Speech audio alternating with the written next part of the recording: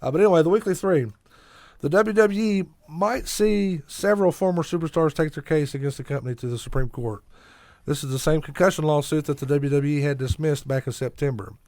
The Minnesota Star Tribune reports that Konstantin Kairos is back with the case against the WWE. He filed a request last Wednesday requesting the Supreme Court to hear his appeal. The case was dismissed in September. Several Hall of Famers and legends are involved with this lawsuit, including Road Warrior Animal, Paul Orndorff, Jimmy Snuka, King Kong Bundy, Mr. Fuji, Kamala, Chava Guerrero Jr., Ahmed Johnson, Dave and Earl Hebner, Sabu, Barry Darso, Shane Douglas, Marty Jannetty, and Heidenreich. Some of the people have passed on.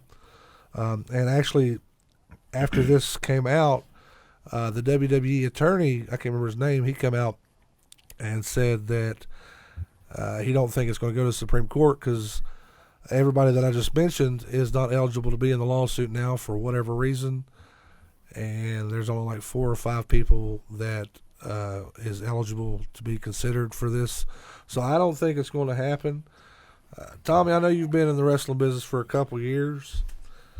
Yes, sir. What is your take on these guys coming after the WWE about concussions in professional wrestling? Well, it's one of those. It's part of the job, unfortunately. I've had a couple, but it's part of the business. But I mean, you're doing high risk moves, like Chris Benoit when he's doing the flying headbutt thing. It's just part of it. It's like football. You go out there, there's a risk at it, and it's going to happen. So you saying that you don't feel like the wrestlers should be trying to sue the WWE because of the concussions? No.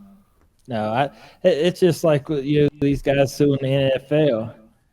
It's going to happen.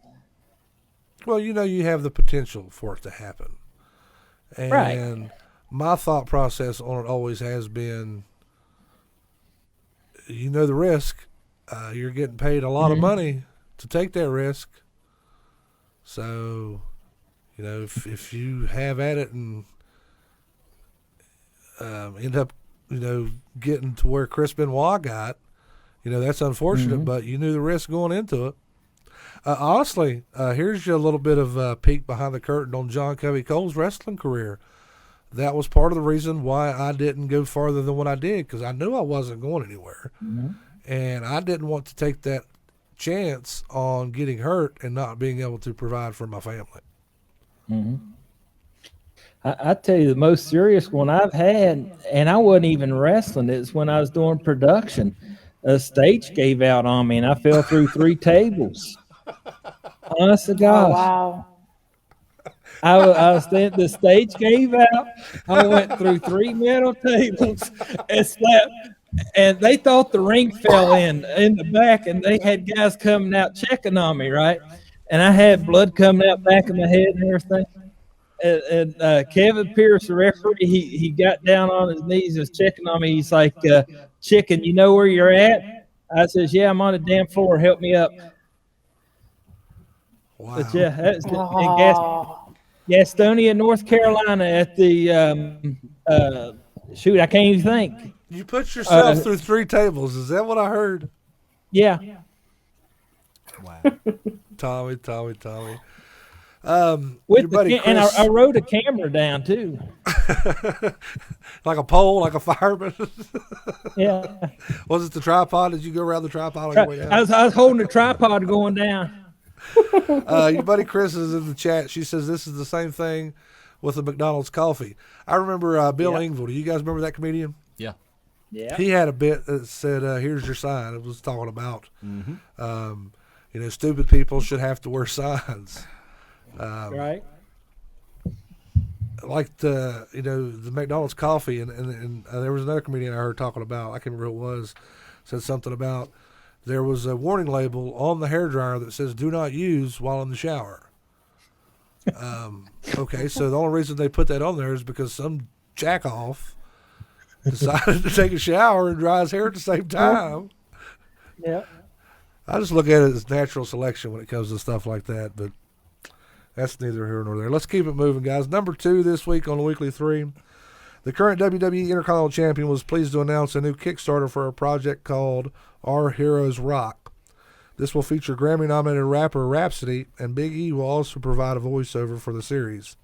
The video describes this project as a large interactive museum of black history. Each hero on the tour, guided by a robot voiced by Big E, will also include an original song created for the project.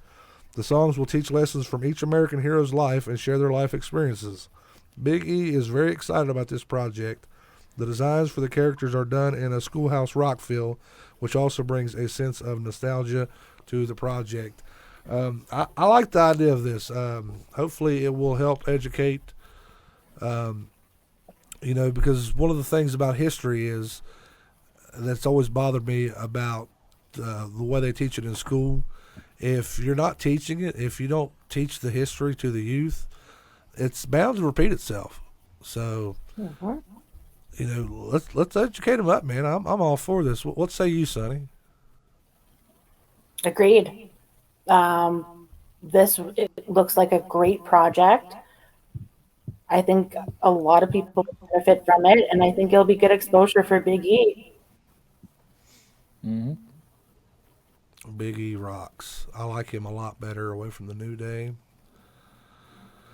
But it's weird. I like Big E away from the New Day, but I don't like the New Day away from Big E. You know what I mean? The New Day sucks. It makes sense. No, New Day rocks. It's kind of like You got the saying wrong. No, they Sonny. suck. They suck. yeah, kind of like Roman in the Shield. People liked Roman better when he was on the Shield. Yep. If you remember when the Shield broke up, everybody was clamoring for, Roman's going to be the guy. Roman's going to be the guy. And WWE give him Roman, and it's like, no, we don't want Roman. We don't want that like that. Those damn wrestling fans, they don't know what the hell we want. No. Let's go ahead and keep it moving, guys. Number 1 this week, Dark Side of the Ring will air a special confidential episode on March 9th. The show will be an overview of past and future episodes in the series. Conrad Thompson will interview series creators Evan Huntley and Jason Eisner as well. They filmed the interview in Philadelphia last year. According to PW Insider, the Dynamite Kid is also set to get a focus in an episode next season. They interviewed Dynamite Kid's first wife Michelle and his children, along with Julie Hart, his former sister-in-law. Brian Pillman, WCW New Japan in North Korea, the Smith family, Nick Gage, FMW in Japan, Bruiser Bedlam, Chris Kanyon, and Dynamite Kid are all confirmed for Season 3. John Wangland, are you excited about this, my friend? I am so excited about this. Dark Side of the Ring is one of my favorite series that's out there. It's something I watch weekly right when it comes out, and we do an actual review show of it, right, like an after show every week of Dark Side of the Ring, and we break it down. That's how much I love Dark Side of the Ring.